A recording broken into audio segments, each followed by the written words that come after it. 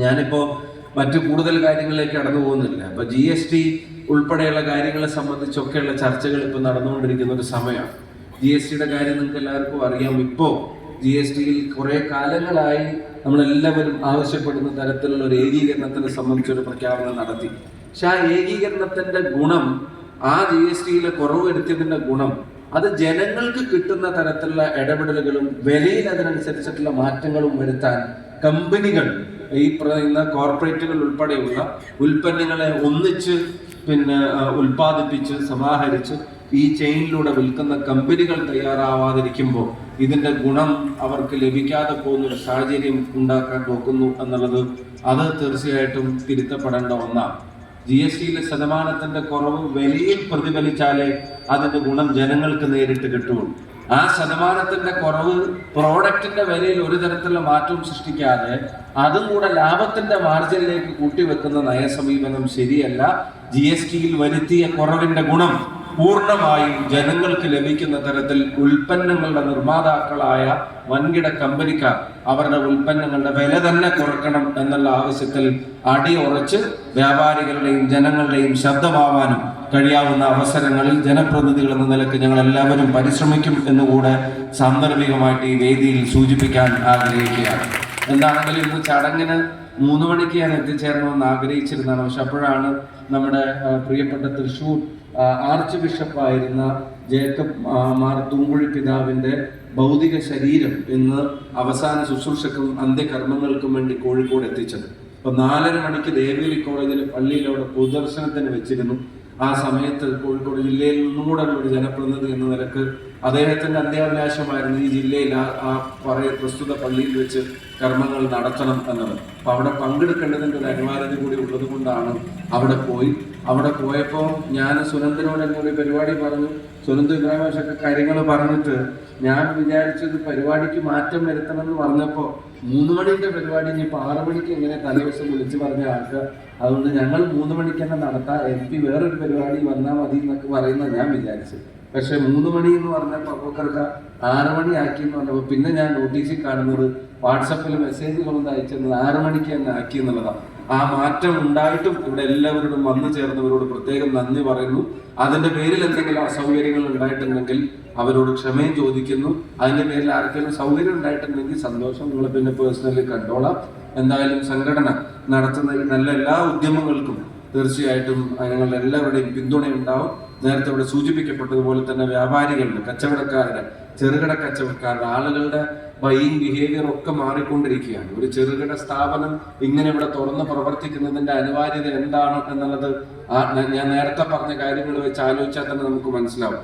ഈ സ്ഥാപനങ്ങളിൽ ജോലി ചെയ്യുന്ന ആളുകളുടെ ഈ ഉൽപ്പന്നങ്ങൾ മുഴുവൻ നമ്മൾ ഉൾപ്പെടെയുള്ള ആളുകൾ ഓൺലൈനായിട്ടൊക്കെ വാങ്ങാൻ തീരുമാനിക്കുമ്പോഴത്തേക്കും ഇവിടെ നഷ്ടപ്പെടുന്ന ആളുകൾക്ക് പകരം ഏതെങ്കിലും തരത്തിലുള്ള ഒരു പുനരധിവാസത്തെ ഉറപ്പുവരുത്താൻ കഴിയാവുന്ന ഒരു സർക്കാർ സംവിധാനങ്ങളും നമ്മുടെ മുമ്പിലില്ല.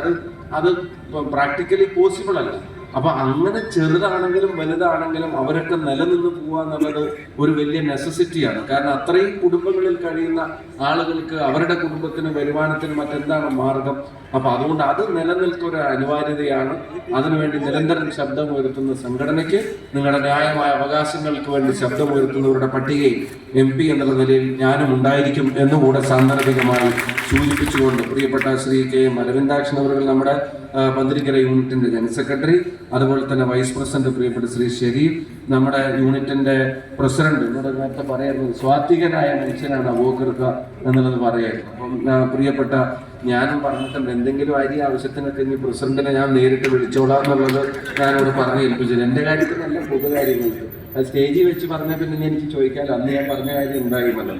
പ്രിയപ്പെട്ട ശ്രീ കബീർക്ക, അതുപോലെ തന്നെ ഇവിടെ VP അബ്ദുറഹ്മാൻ അവറുകൾ മുൻ പ്രസിഡന്റ്, അതുപോലെ ശ്രീ സുനിൽ കുമാർ, ശ്രീ ജിജി K തോമസ്, പ്രിയപ്പെട്ട സലീം രാമനാട്ടുകര, പ്രിയപ്പെട്ട ശ്രീ ഷുക്കൂർ, ബാബു കൈലാസ്, ഷെരീഫ് സിക്കിലോട്, രാജൻ ഉദയത്ത്, അതുപോലെ തന്നെ അവിടെ ആശംസാ പ്രസംഗത്തിന് വന്നു ചേർന്ന് പറഞ്ഞിരുന്ന പ്രിയപ്പെട്ട ശ്രീ പഞ്ചായത്ത് പ്രസിഡന്റ് ഉണ്ണി അവറുകൾ, ശ്രീ AK സദാനന്ദൻ അവറുകൾ, പ്രിയപ്പെട്ട ഇബ്രാഹിം ആഷ, KT അബ്ദുൽ ലത്തീഫ്, AC രാമകൃഷ്ണൻ അവറുകൾ, MC ബാലകൃഷ്ണൻ, ഒരു സ്വൈര്യവും സമാധാനം തരാതിരുന്ന പ്രിയപ്പെട്ട സുനന്ദ ഉൾപ്പെടെയുള്ള പ്രിയപ്പെട്ടവർക്ക് എല്ലാവർക്കും സ്നേഹാശംസകൾ നേരുന്നു. ബഹുമാന്യരായ മാധ്യമ പ്രവർത്തകർക്കും മറ്റ് വ്യാപാരി സുഹൃത്തുക്കൾക്കും വ്യാപാരി കുടുംബങ്ങളിലെ പ്രിയപ്പെട്ട കുടുംബാംഗങ്ങൾക്കും ഞാൻ പറയുന്നത്, നിങ്ങൾ ചിലപ്പോൾ ഒക്കെ രാഷ്ട്രീയക്കാരെ പോലെ തന്നെ കച്ചവടക്കാർ എപ്പോഴും ഒഴിവില്ലാത്തവരാണ്. എപ്പോൾ നോക്കിയാലും കച്ചവടം വീട്ടിലെ കാര്യങ്ങൾക്കൊക്കെ ഇച്ചിരി സമയം പലപ്പോഴും കുറവാന്നുള്ള പരാതിയൊക്കെ അങ്ങനെ കൂടെ ഉണ്ടാവും. എന്നാലും എല്ലാവരും കൂടെ ചേർന്നിട്ടാണ് ഈ പൊതു ഇടത്തിൽ ഇങ്ങനെ കുറെ ആളുകൾ നിങ്ങളെ ഡിപ്പെൻഡ് ചെയ്ത് ജീവിക്കുന്നുണ്ട്, നിങ്ങളുടെ സ്ഥാപനങ്ങൾ ഡിപ്പെൻഡ് ചെയ്ത് ജീവിക്കുന്നുണ്ട്, അവരുടെ കുടുംബങ്ങളിൽ അടുപ്പിൽ തീ പുകയുന്നുണ്ട്. ഇപ്പൊ ചെയ്യുന്നത് കച്ചവടവും ലാഭം ഉണ്ടാക്കലും മാത്രമല്ല, കുറെ കുടുംബങ്ങളുടെ നിലനിർത്തലും കൂടിയാണ്. ആ തരത്തിൽ കച്ചവടം നടത്തുന്ന പ്രിയപ്പെട്ട എല്ലാ സഹോദരങ്ങൾക്കും, നമ്മളെ കേൾക്കുന്നതിന് വേണ്ടി പന്തലിനകത്തും പുറത്തും ഒക്കെ ആയിട്ട് നിൽക്കുന്ന പന്തലിക്കരയിലെ പ്രിയപ്പെട്ട എല്ലാവരോടും സ്നേഹാശംസകളും അഭിവാദ്യങ്ങളും അറിയിച്ചുകൊണ്ട് നിങ്ങളുടെ എല്ലാവരുടെയും അനുമതിയോടെ ഈ സംഗമം ഔപചാരികമായി ഉദ്ഘാടനം ചെയ്തതായി പ്രഖ്യാപിച്ചുകൊണ്ട് നിർത്തുന്നു. നന്ദി, നമസ്കാരം, ജയ് ഹിന്ദ്. ഒപ്പം ഇവിടെ SLCയിൽ ഫുൾ A+ നേടിയ പ്രിയപ്പെട്ട ഗിരീഷ്, നമ്മുടെ വ്യാപാരിയായ ഗിരീഷിന്റെ മകൻ തൃശാലിനെ ഞാൻ ഹൃദയം നിറഞ്ഞ അഭിനന്ദനങ്ങൾ സാന്ദർഭികമായിട്ട് നേരുന്നു.